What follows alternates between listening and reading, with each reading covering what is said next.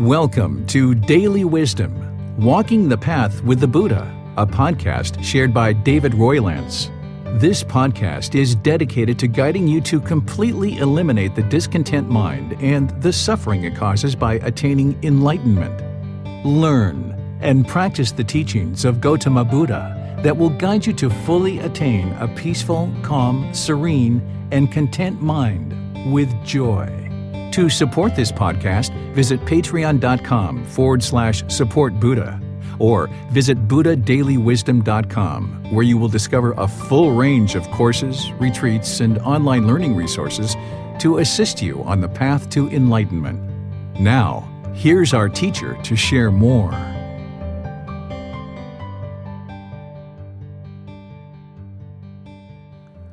Chapter 23. Symbolism of Teachings, Reminders through Imagery. Our knowledge and ability to understand these teachings has evolved over time.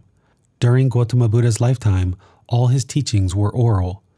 Later, human development evolved to include technology and the ability to capture these teachings in written format.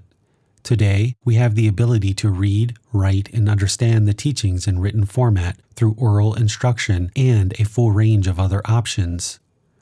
Prior to organized educational systems, the oral teachings were captured into symbolism and imagery that could remind practitioners of these important teachings that guided their lives.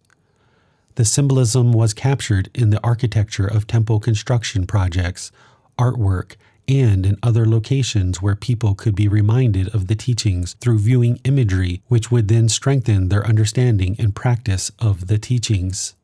The remaining content of this chapter references images which can only be seen in the book. You can download the book at no cost or purchase the printed book. These symbols represent the attainment of Nibbana, i.e., enlightenment. The image originates at the bottom, typically with a large circle, through a large winding path ending with a straight line pointing upwards. This symbolizes being bound to the cycle of rebirth, represented in the circular part of the image. Then, once a human being gains access and understanding of Gotama Buddha's teachings, there is a long winding path that starts broad and wide, narrowing towards the top until we have a straight and direct line to our higher consciousness, Nibbana, and enlightenment. Notice how the image loops and sometimes tracks slightly backwards in its progression from bottom to top, but ultimately proceeds upwards to completion at the very top, where the line then becomes extinct or non-existent. This symbolizes the path to Nibbana, as one will walk forward, sometimes with minor steps backwards, but ultimately moves forward and upwards to completion, attaining Nibbana. This image can often be found on Buddha statues or artwork located between the two eyes at the third eye. Opening of the third eye or inner eye is also a symbol of having attained Nibbana. When you observe this imagery, it should remind you that Nibbana is achievable by all human beings, and that your path may be long, wide, twisting and turning until you finally narrow in on the teachings and your practice, until the mind ascends to Nibbana through dedicated learning and practice. The Dhamma wheel is most often depicted with 8 spokes. This represents the Eightfold Path. The Eightfold Path is the path that leads to the cessation or elimination of discontentedness and ultimately the path to Nibbana. The wheel itself can remind us that we are bound by the cycle of rebirth, with the Eightfold Path providing us the path to escaping the cycle of rebirth. This imagery is usually placed on temple markers, in artwork, and oftentimes behind the head of Gotama Buddha in paintings or on statues. The purpose of placing the Dhamma wheel behind Gotama Buddha's head is a Dhamma wheel is turned by a Buddha. It signifies a stepping forward of civilization into a new era. A Buddha will know the location of this Dhamma wheel, when to turn it, and in what direction to turn it. The location of the Dhamma wheel is on the head of a Buddha, where the top of the skull and the back of the skull comes together. A Buddha will turn this Dhamma wheel counterclockwise upon their awakening. When you observe a Dhamma wheel, it should remind you you are bound in the cycle of rebirth, and the Eightfold Path is the path to escaping the cycle of rebirth.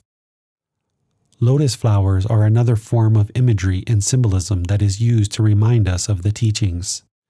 A closed lotus reminds us of everyone's potential to become enlightened. We all have the potential to attain Nibbana, just like every flower has the potential to bloom. A fully open lotus flower is another symbol of the attainment of Nibbana. A lotus flower will oftentimes float above the water and even be suspended over the water by a strong stem while the roots of the plant are down into the dirty and murky earth under the water. The roots signify our attachments to this physical world, while the attainment of Nibbana, the fully blown lotus flower above the water, signifies the mind raising above craving and attachment, ascending to Nibbana. The strong stem of the lotus flower signifies one's solid dedication and stability of learning and practicing these teachings from Gotama Buddha to attain Nibbana. You will also see combinations of symbolism like the one depicted here. You can see the symbol depicting Nibbana with a lotus flower at the top. These are two symbols that are combined, both representing the attainment of Nibbana. The king of the serpents, or serpent king, Naga, reminds us of a story passed down from the time of Gotama Buddha that reminds us of the teachings. It was shared that during Gotama Buddha's lifetime, there was a serpent king who, although reborn into the animal realm, was so close to human existence that with a more developed consciousness, he could turn himself into the human form. He turned himself into a bhikkhu, male ordained practitioner, so that he could be in the company of Gotama Buddha and learn the teachings of Gotama Buddha. However, the serpent king fell asleep along with the other bhikkhus and lost control of his consciousness, turning back into a serpent. Upon observing this, the bhikkhus were unsettled and fearful, deciding to alert Gotama Buddha. One who has attained Nibbana has eliminated all fear 100%. Gotama Buddha calmly walked to the area where the bhikkhus were frightened and had a discussion with those present. Gotama Buddha explained to the Serpent King that it was impossible for him to attain Nibbana in the form of an animal, that he needed to live out his current existence facing his Kama as a serpent. And if his Kama led him to being reborn as a human in his next existence, he could then learn and practice the teachings to attain Nibbana in that new human existence.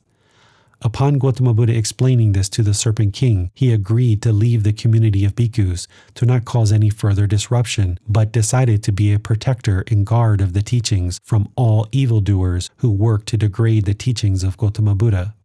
Today, you can see this imagery at the front of many temples and at the front of staircases leading into many temples. It should remind us of our past existences in the animal realm, and that only in the human form can we attain Nibbana. All fear needs to be eliminated to attain Nibbana. It should remind us not to be complacent or delay our learning and growth in the teachings and practice. It can also remind us of our commitment to learning and practicing the teachings, as the Serpent King was highly dedicated, even in his animal existence, to learn and protect the teachings. Additionally, it reminds us that we must experience all the Kama we create in this existence and from our past existences prior to attaining Nibbana, thus motivating us to create only wholesome Kama. Whether this story is actually true is unknown. However, it is a wonderful story that can remind us about many of the teachings through viewing this one artwork as we enter many temples or viewing any artwork that contains the Serpent King. You will often see drawings or depictions of a leaf from a Bodhi tree, Pepala tree, Pipu tree, Pipal tree, or Ashwata tree in India and Nepal, or the scientific name Ficus religiosa. This is the tree that it is said that after 6 long years of dedication to his practice, Gotama Buddha made the final effort to attain enlightenment or Nibbana under while meditating. The leaf of this tree is another symbol of enlightenment and a reminder of our ability to attain enlightenment. There is plenty of other symbolism that you will observe in various types of artwork in temple construction. These are a sample of the most common and widely used symbols. The more you understand and practice the teachings in this book, the more you will be able to observe artwork in architecture to determine the symbolism that reminds you of the teachings for yourself. Through understanding the teachings and symbolism, you can easily visit temples around the world while being reminded of the teachings for your own practice. Likewise, as you view artwork, you can be reminded of the important teachings in a glance that help to develop a more stable practice of the teachings. These are powerful reminders of the teachings, the practice, the results, and that we are all on the path to Nibbana. The end of each chapter will have learning resources for further exploration.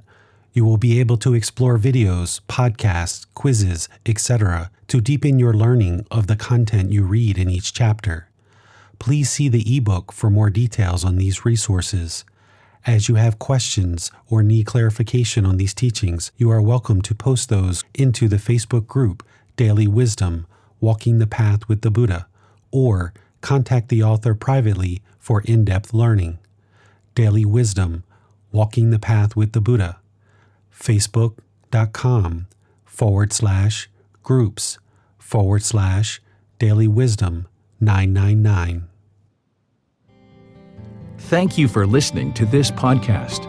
To provide support for this podcast, visit patreon.com/support Buddha. To access more teachings, visit buddhadailywisdom.com. There, you will discover a full range of courses, retreats, and online resources to assist you on the path to enlightenment.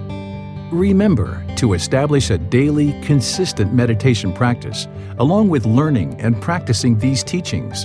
A well-developed meditation practice is the foundation in which to train the mind to attain enlightenment.